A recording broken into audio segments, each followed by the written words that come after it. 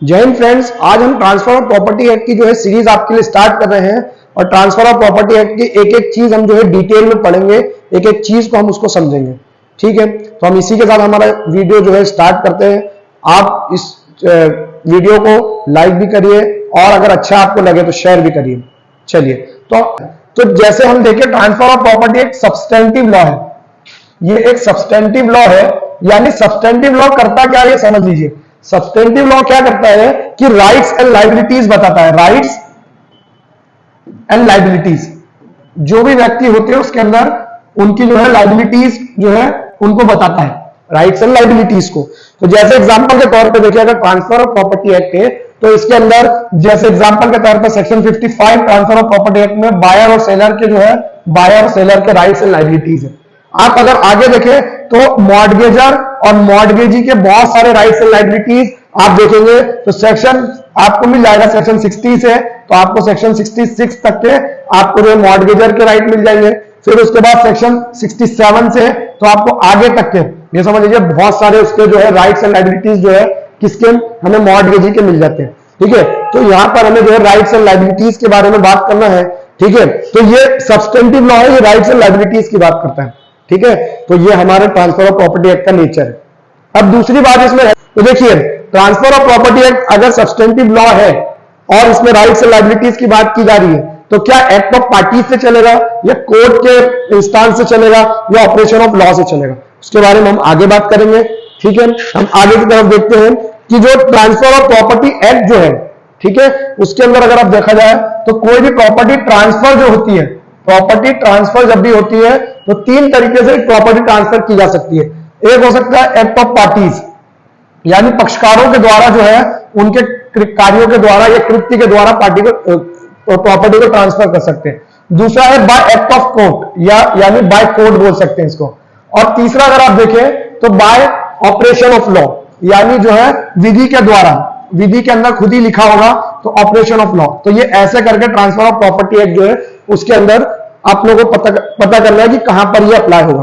तो देखिए कोर्ट के द्वारा कैसे होता है कि कोर्ट कोई भी जैसे डिसीजन दिया, कोई डिक्री दी कोर्ट ने, तो उस डिक्री के आधार पर जो है कोई प्रॉपर्टी को अटैच कर लिया, ये सब चीजें कोर्ट के द्वारा ट्रांसफर होती है प्रॉपर्टी। या फिर ऑपरेशन ऑफ लॉ के अंदर आप देखेंगे तो ये सब चीजें हम समझते हैं। तो पहले एक्ट ऑफ पार्टीज समझते हैं। एग्जाम्पल के तौर पर ए और बी जो है प्रॉपर्टी को ट्रांसफर करना चाहते हैं, तो ए जो है प्रॉपर्टी सेल कर रहा है और बी खरीदना चाहता है, तो ये एक्ट ऑफ पार्टी है। तो इसमें बहुत सारे प्रोविजन है, हमें जो है एक्ट ऑफ पार्टीज के मिल जाते हैं, जैसे सेल हो गया। ठीक है, फिर उसके बाद जो मॉर्टगेज वो एक्ट ऑफ पार्टीज से होता है, लेकिन उसके लिए अगर रिडम्पशन करना, फोरक्लोजर करना तो बाय कोर्ट होगा वो। ठीक है, एक्ट ऑफ पार्टीज से ही होगा मॉर्टगेज। फिर गिफ्ट, वो भी जो है एक्ट ऑफ पार्टीज से होता है। फिर आप देखिए लीज, एक्सचेंज वगैरह, ये सब एक्ट ऑफ पार्टीज से होगा।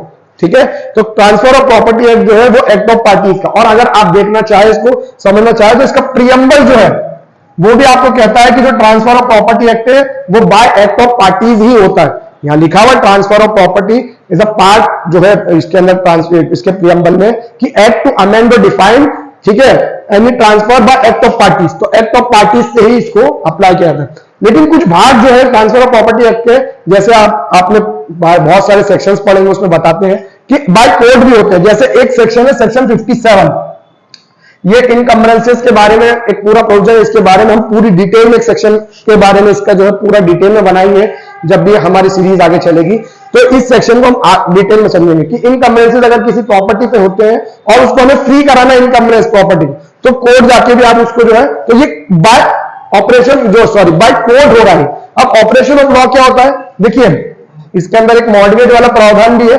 अगर आप सेक्शन 2 को अच्छे से देखेंगे, अभी हम सेक्शन 2 के ऊपर चर्चा करेंगे, तो मॉर्टगेज चैप्टर 4 का जो है उसके अंदर भी यहां पर ये बात अप्लाई हो जाएगी बाय कोर्ट। जैसे रिडम्पशन, सेल या फोरक्लोजर के अंदर मॉर्टगेज अप्लाई होता है। ऑपरेशन इनके अंदर जो है बाय कोर्ट अप्लाई होता है। अब देखिए ऑपरेशन ऑफ लॉ, हमें ऑपरेशन ऑफ लॉ का मतलब है ऑटोमेटिक हो जाना, यानी विधि के अंदर ही वो बात की गई है। तो जैसे अगर सक्सेशन है, अगर पिता मरते हैं उसके बाद संपत्ति किसको जाएगी, तो वो ट्रांसफर होती है प्रॉपर्टी बच्चे को, या लीगल एलआर वगैरह का जो ट्रांसफर होती है, तो succession act, Indian succession act 1925 के अकॉर्डिंग वो ऑपरेशन ऑफ लॉ से होगा। तो वो जो ट्रांसफर है वो भी एक ट्रांसफर है, लेकिन वो ट्रांसफर ऑफ प्रॉपर्टी एक्ट से नहीं होता, वो एक्ट ऑफ जो है वो ऑपरेशन ऑफ लॉ से होगा, तो वो ट्रांसफर ऑफ प्रॉपर्टी एक्ट से डील नहीं करता। एग्जांपल के तौर पे, लेकिन अगर आप देखें तो ऑपरेशन ऑफ लॉ से भी जो है ट्रांसफर होती है ट्रांसफर ऑफ प्रॉपर्टी एक्ट में जो है प्रॉपर्टी। जैसे अगर आप देखें तो सेक्शन 55 सब सेक्शन 4B जो है आपका ये जो है बायर का एक अधिकार है आफ्टर सेल का, जिसके अंदर एक चार्ज क्रिएट हो जाता है अगर बायर ने पेमेंट कर दिया। जैसे बायर ने एक प्रॉपर्टी खरीदी और उसका 2 करोड़ का पेमेंट था, 1 करोड़ पेमेंट कर चुका है और उसने सेलर को पोजीशन दे दी है, तो यहां पर 1 करोड़ रुपए के लिए जो है बायर जो है उसका एक चार्ज क्रिएट हो गया। तो ये ऑपरेशन ऑफ लॉ से हुआ सेक्शन 54(4)B से। और सेक्शन 100 में भी ऑपरेशन ऑफ लॉ जो चार्ज क्रिएट होता है वो भी जो है बाय एक्ट ऑफ पार्टी से भी हो सकता है, लेकिन ऑपरेशन ऑफ लॉ भी लिखा है तो वहां से भी हो सकता है।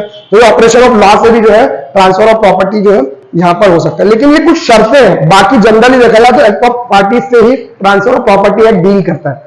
ठीक है, तो आई होप ये आपको ये बात समझ आ गई कि एक्ट ऑफ पार्टी से ये सब एक्सेप्शन है कि यहां पर भी जो है एक सेक्शन और है इसके अंदर सेक्शन 73।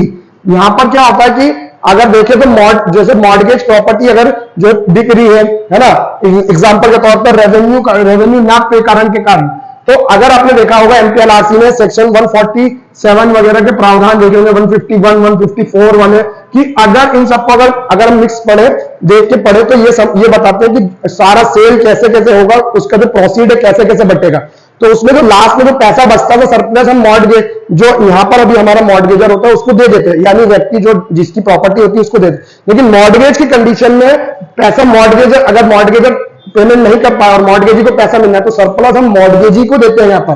तो इसीलिए ये भी एक जो है यहाँ पर एक चार्ज क्रिएट हुआ बाय ऑपरेशन ऑफ लॉ से। तो ये ऑपरेशन ऑफ लॉ से ये चार्ज क्रिएट होता है। ठीक है, तो ये जनरल रूल है, बाकी ये सारे एक्सेप्शन है। ठीक है, अब इसी के साथ हम जो है इसको आगे की तरफ देखते हैं, इसके सेक्शन के अंदर जाते हैं। तो अगर आप देखें तो यहां पर सबसे पहले एक्ट नंबर 4 है, ये इसका याद रखिए कि एक्ट नंबर जो इसका है 4 है। ठीक है, 1882 का, ये 1882 का जो है एक्ट नंबर 4 है, ट्रांसफर ऑफ प्रॉपर्टी एक्ट। इसकी जो इनेक्टमेंट डेट है 17 फरवरी, आप याद रखना 17 फेब जो है इसकी याद रखिए। ठीक है, 1882 17 फेब 1882 को जो है इसकी इनेक्टमेंट डेट है। और इसके बारे में हम बात करते हैं तो अगर आप देखेंगे प्रियम्बल, तो किसी भी एक्ट का प्रियम्बल उस एक्ट की पूरी जानकारी देता है आपको। तो यहां पर क्या बता रहा है इसका preamble, an act to amend and define law relating to, ठीक है, transfer of property act by act of parties. तो एक्ट ऑफ पार्टीज से जो भी ट्रांसफर होगा, ठीक है, एग्जांपल के तौर पे आप देखिए सेल होगा, मॉर्गेज होगा, ठीक है, आपका लीज होगा, आपका एक्सचेंज होगा, गिफ्ट होगा, ठीक है, एक्सटेबल क्लेम का भी ट्रांसफर होता है, एक्सटेबल क्लेम, ये सारे के सारे जो ट्रांसफर है sale, mortgage, lease, exchange, gift और एक्सटेबल क्लेम ये एक्ट ऑफ पार्टीज से होते हैं। हाँ, मॉर्गेज के अंदर याद रखिए जब उसको रिडम करना है या फिर आप अगर मॉर्गेज को सेल करना चाहते हैं मॉर्गेज में या फिर फोरक्लोजर, तो फिर वो जो है कोर्ट होता है, वो हम अभी सेक्शन 1-2 के अंदर आगे बात कर लेंगे। चलिए, तो हम आगे की तरफ देखते हैं। ये हमने ये समझ लिया कि पहले नेचर देख लिया हमने इस एक्ट का, फिर हम देख रहे हैं कि एक्ट नंबर क्या है, इसकी डेफिनेशन देख ली, इसका अमेंडमेंट पार्ट को देख लिया, सॉरी अपन ने जो इसकी डेफिनेशन देख ली, डेफिनेशन में हम आगे की तरफ अब बढ़ेंगे। तो हमने इसका प्रियम्बल देख लिया। प्रियम्बल क्या कहता है कि ये जो है जो ट्रांसफर ऑफ प्रॉपर्टी एक्ट है इसके अंदर जो है ये अमेंड डिफाइन करता है कोई भी ट्रांसफर को बाय एक्ट ऑफ पार्टीज। जो ट्रांसफर होता है वो एक्ट ऑफ पार्टीज से जो भी ट्रांसफर होगा, ये सारे ट्रांसफर के चीजें। अब हम जो है इसके अंदर बात कर लेते हैं इसमें चैप्टर्स कितने हैं। ठीक है, तो हम देख लेते हैं इसके अंदर आपको मिल जाएंगे 8 चैप्टर्स, वो सारे के सारे चैप्टर्स हैं। ठीक है, इंपॉर्टेंट चैप्टर्स है। चैप्टर 1 जो है आप इसका 1 to 4 प्रीलिमिनरी पार्ट है। नॉर्मली अगर आप देखें तो प्रीलिमिनरी है, इसके अंदर सेक्शन 1 होगा, 2 होगा रिपील सेविंग या डेफिनेशन, या फिर एक और सेक्शन है सेक्शन 4 जो कॉन्ट्रैक्टर और इंडियन रजिस्ट्रेशन एक्ट की बात करता है। चैप्टर 2 जो है ये इंपॉर्टेंट प्रोविजन है, सेक्शन 5 से 53A तक के जो प्रोविजन है, ठीक है, ये बहुत ही इंपॉर्टेंट है। जो ट्रांसफर ऑफ प्रॉपर्टी की बात करेंगे, इमूवेबल प्रॉपर्टी, मूवेबल प्रॉपर्टी दोनों के ऊपर डील होते हैं कुछ पार्ट्स। जैसे आप देखें तो 5 to 37 जो है वो पूरा की पूरा आप देखेंगे तो मूवेबल पर अप्लाई होता है, मूवेबल इमूवेबल दोनों पे, यानी मूवेबल और इमूवेबल दोनों पे। और 38 के बाद से जो 53A तक का जो पार्ट है वो सिर्फ इमूवेबल पर अप्लाई होगा। चैप्टर आप देखेंगे 3, इसके बाद जो है आपको अगला चैप्टर सेल का दिखेगा। ठीक है, 54 से 57 तक। फिर मॉर्गेज देखते हैं आप चैप्टर 4, तो सीधे 58 से तो मॉर्गेज एंड चार्ज इसके अंदर दोनों है, तो 104 तक जाता है। फिर उसके बाद आपको एक लीज वाला पार्ट दिखता है, ये लीज आपको 105 से 117 तक मिलेगा। फिर चैप्टर आपको 6 मिलता है, ये आपको मिल जाएगा एक्सचेंज का। ये पूरा सेल जैसा ही चलता है, बस यहाँ पर जो है यहाँ समझ लीजिए कि सेल के कुछ सारे प्रोसेस लगते हैं। बस यहाँ पर होता क्या है कि यहाँ पर जो ओनर होते हैं, जो प्रॉपर्टी जो बेच रहे खरीद रहे, उसमें मनी की बात आ जाती है कि मनी नहीं होना चाहिए पूरी चीज, ठीक है। कुछ कमोडिटी में आप डील कर सकते हैं, ठीक है। ये 118, ठीक है, और 121, ठीक है। मतलब अगर आप देखिए इसमें एक्सचेंज में तो पूरी चीज मनी नहीं हो सकती है, ठीक है। या तो कुछ एक पार्ट मनी का और उसके साथ कमोडिटी, या दोनों कमोडिटी, बार्टर जिसको बोलते हैं। फिर चैप्टर 7 आप देखेंगे, इसके बाद इसके अंदर जो चैप्टर 7 है वो गिफ्ट का है 122 से तो 129। फिर लास्ट चैप्टर इसके अंदर चैप्टर 8 एक्शनेबल क्लेम का ट्रांसफर है। तो ये 130 से लेके तो 137 तक के एक शेड्यूल है, उसको देखिए। शेड्यूल जो है हमें काम आएगा सेक्शन 2 के अंदर। तो ये इसका पूरा की पूरा प्रारूप है। हम आगे की तरफ बढ़ते हैं, सेक्शन 1 की तरफ हम बढ़ने वाले हैं। देखिए चैप्टर 1 के अंदर 4 सेक्शन है, 1 to 4। इसके अंदर पहला सेक्शन हम देख रहे हैं सेक्शन 1, इसका नाम है शॉर्ट टाइटल, एक्सटेंट और कमेंसमेंट, ठीक है। तो शॉर्ट टाइटल के अंदर अगर अपन देखें तो शॉर्ट टाइटल इस एक्ट का नाम है, पूरा नाम जो है ट्रांसफर ऑफ प्रॉपर्टी एक्ट, ये टीपीए नहीं, ट्रांसफर ऑफ प्रॉपर्टी एक्ट पूरा नाम 1882 इसका शॉर्ट टाइटल, पूरा ट्रांसफर ऑफ प्रॉपर्टी एक्ट 1882 भी ये इसका नाम ही, तो ये इसका शॉर्ट टाइटल हो जाता है। फिर एक्सटेंड की बात करते हैं तो उसके पहले हम कमेंसमेंट की बात कर लेते हैं, जो पैरा सेकंड उसी का है, ठीक है। तो इसके अंदर अगर अपन कमेंसमेंट की बात करें तो कमेंसमेंट हो जाता है इसका 1 जुलाई 1882।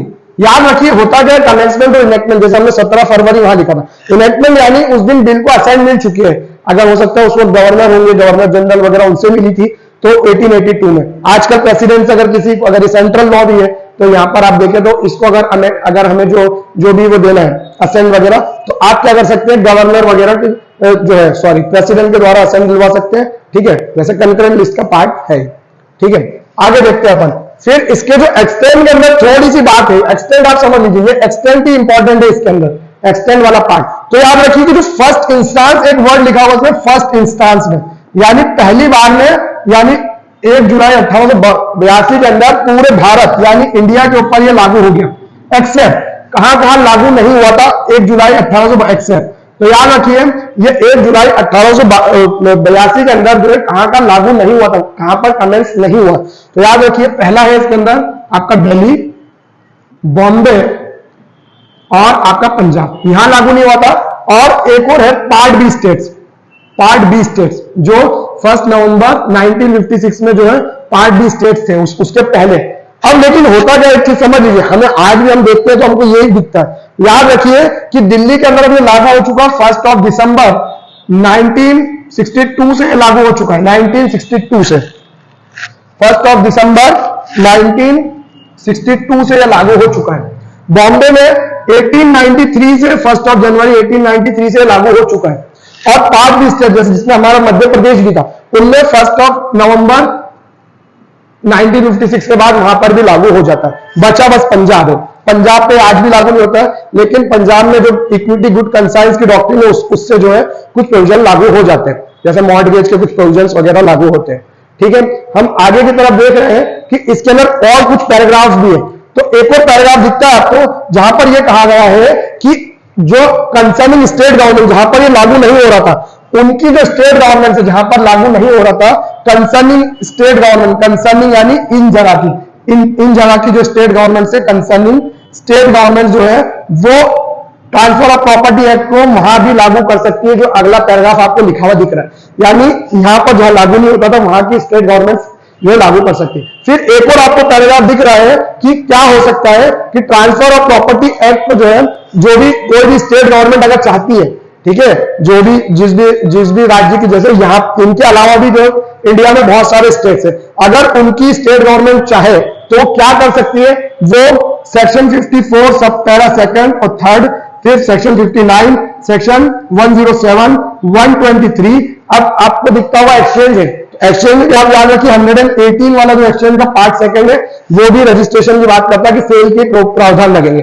तो यहां पर भी इन एक्ट्स को जो है एग्जेम्प्ट कर सकती है, जैसे एग्जेम्प्ट कर सकती है इन एक्ट्स को। जैसे एग्जांपल के तौर पे अगर सेल है 100 रुपए से ऊपर का, 100 रुपीज से अपवर्ड का अगर सेल कर रहे हो तो रजिस्ट्रेशन कंपलसरी है, ठीक है, सेक्शन 54 पैरा सेकंड थर्ड के हिसाब से, अगर आप सेकंड के हिसाब से देखें तो रजिस्ट्रेशन कंपलसरी है।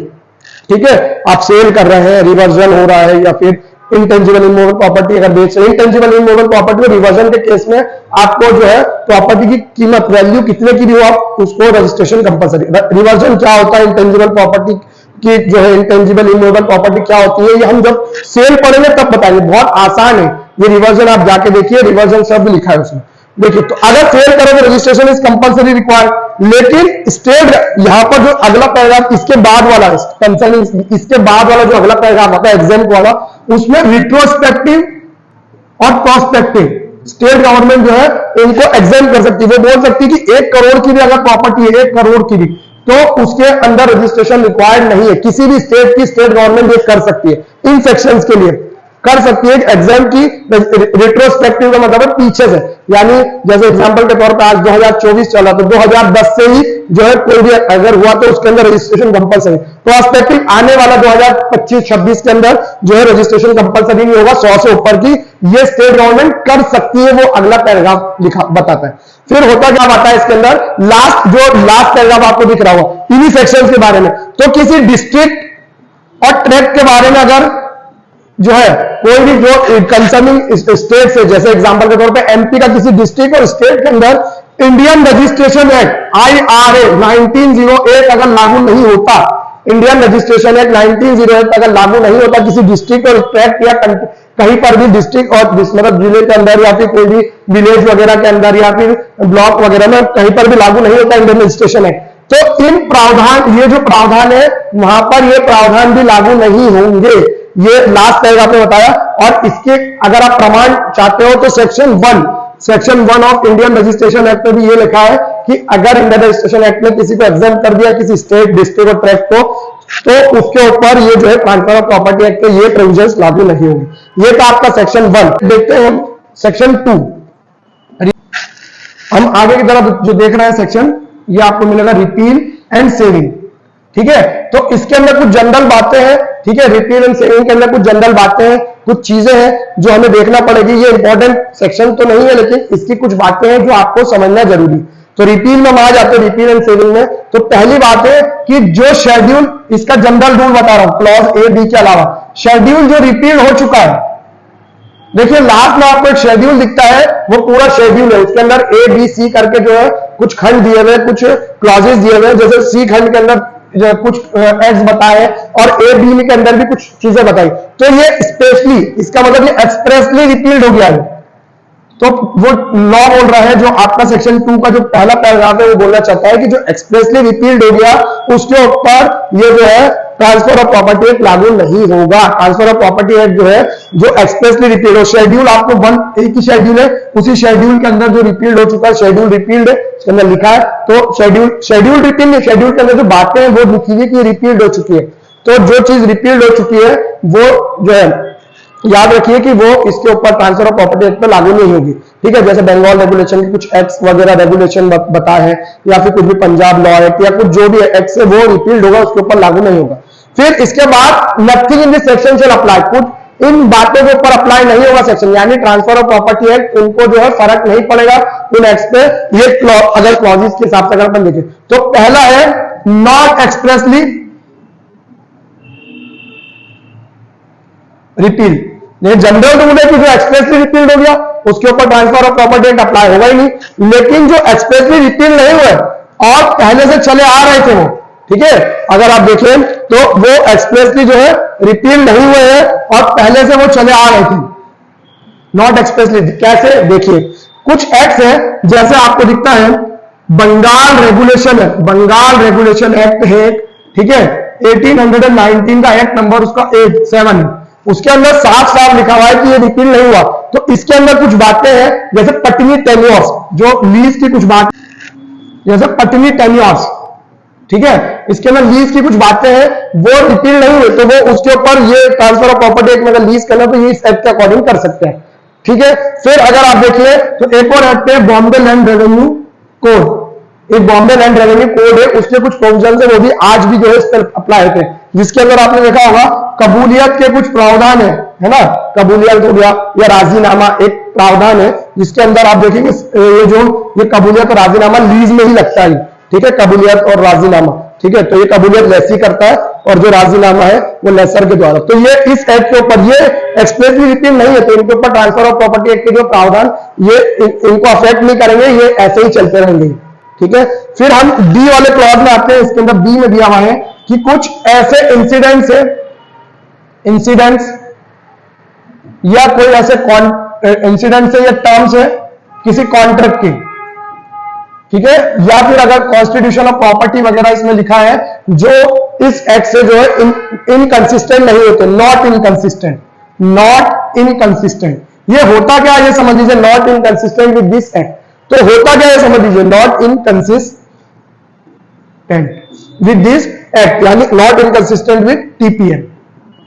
देखिए जैसे इंसिडेंट और टर्म्स क्या होते हैं, किसी प्रॉपर्टी का एक नेचर होता है, उस प्रॉपर्टी के नेचर के अकॉर्डिंग या फिर कॉन्स्टिट्यूशन का मतलब होता है उस प्रॉपर्टी के जो मूल जो आधार होते हैं। जैसे एग्जांपल के तौर पे इनकी लिए अपन बात करें तो ईजमेंट एक ऐसी चीज है, ईजमेंट आपने सुना होगा कि ईजमेंट राइट्स जो होते हैं उनको जो है ट्रांसफर ऑफ प्रॉपर्टी एक्ट जो है अफेक्ट नहीं करता ईजमेंट राइट्स को, अगर किसी का ईजमेंट राइट। या आप देखिए प्रियम्पशन राइट्स हो, प्रियम्पशन, प्रियम्पशन क्या होता है सुन लीजिए, है ना। प्रियम्पशन के एग्जांपल के तौर पर आप समझ लीजिए जैसे ए नाम का व्यक्ति है, इसका पड़ोसी है बी, तो अगर ये ए जो है प्रॉपर्टी सी को अगर या किसी भी व्यक्ति को जिसको प्रॉपर्टी बेचना चाहता है तो पहला जो अधिकार है प्रियम्पशन का बी का, तो बी जो है उसके ऊपर ये जो है पहला अधिकार है। ट्रांसफर ऑफ प्रॉपर्टी एक्ट में प्रियम्पशन जैसी कुछ चीज लिखी नहीं है लेकिन उसको फिर भी अफेक्ट नहीं कर सकता।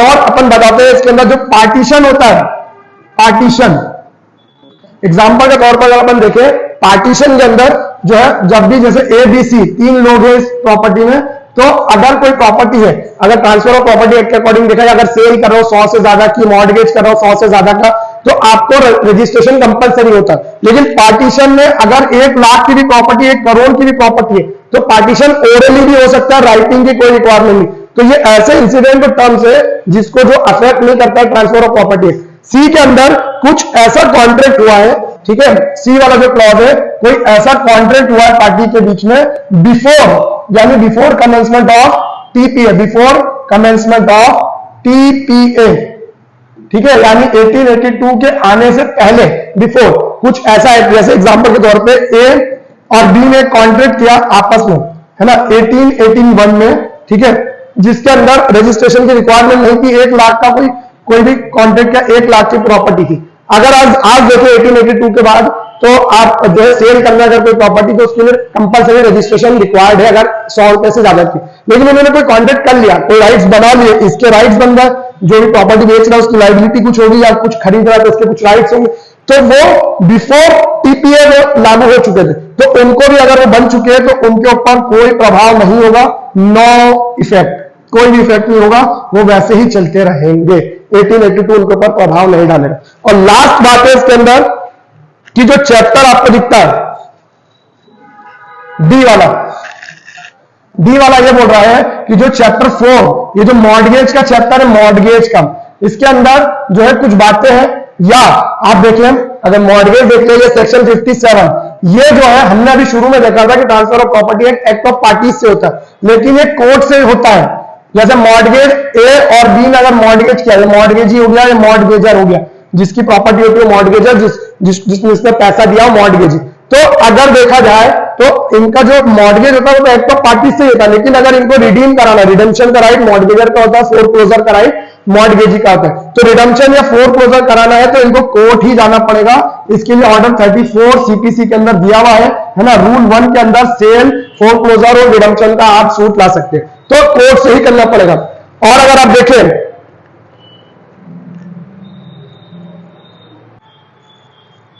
ठीक है, अगर आप इसको देखते हैं तो ये मॉर्गेज वाला जो पार्ट है, ये देखिए मॉर्गेज वाला जो पार्ट है इसके अंदर एक तो पार्टी से हो रहा है, लेकिन जो है कोर्ट से आपको करवाना पड़ा, तो इसलिए जो है ये इसके ऊपर जो कोर्ट से अगर होता है तो यहां पर ऐसा नहीं कहा जाएगा कि transfer of property act apply नहीं होगा, ट्रांसफर ऑफ प्रॉपर्टी एक्ट के अकॉर्डिंग ही हो रहा है। 57 के अंदर भी इनकम्बेंसीज फ्री कराना है, प्रॉपर्टी बाय कोर्ट ही होगा। तो ये थी। और लास्ट में एक और चीज लिखी हुई है कि जो चैप्टर 2 है, लास्ट पैराग्राफ में जो चैप्टर 2 है वो मोमेडियन लॉ, यानी मुस्लिम जो लॉ होता है मोमेडियन लॉ, उसके ऊपर चैप्टर 2 यानी चैप्टर 2 कौन सा था आपका 5 to 53A वाला जो चैप्टर है वो मोमेडियन लॉ पे लागू नहीं होता। ये हम वैसे भी समझते हैं कि गिफ्ट के जो प्रोविजन है वो मोमेडियन लॉ पे लागू नहीं होते, गिफ्ट के प्रोविजन भी लागू नहीं होते। तो यहाँ पर चैप्टर 2 क्या, अगर गिफ्ट को भी देखें तो गिफ्ट में सेक्शन 129 के अंदर जो है यहाँ सेक्शन 129 में लिखा मोर्टेस कॉज और मोमेडियन लॉ, यानी जो आप गिफ्ट करते हैं, जो मरते वक्त जो मरने के बाद जो गिफ्ट होता है या फिर जो व्हील वगैरह का जो गिफ्ट होता है वो वाला गिफ्ट इसके ऊपर अप्लाई नहीं होता है और मोमेडियन लॉ पे भी जो है गिफ्ट अप्लाई। तो ये हो गया यहाँ पर मोमेडियन मुस्लिम लॉ पे चैप्टर 2 और ये था आपका सेक्शन 2। आई होप आपको ये चीजें समझ आ रही है, ठीक है। अगर जो है आप इस वीडियो को लाइक करते हैं तो हम अगला सीरीज जो है अगली सीरीज की बनाएंगे, ठीक है। हम जो है इसके अंदर ये रखते हैं कि आप 20 लाइक तो कम से कम इस वीडियो में करें तो हम जो है अगला जो है पार्ट आपको देंगे, अगला पार्ट यानी सेक्शन जो है 3 डेफिनेशन क्लॉज आपको देंगे इसके बाद, ठीक है। Thank you.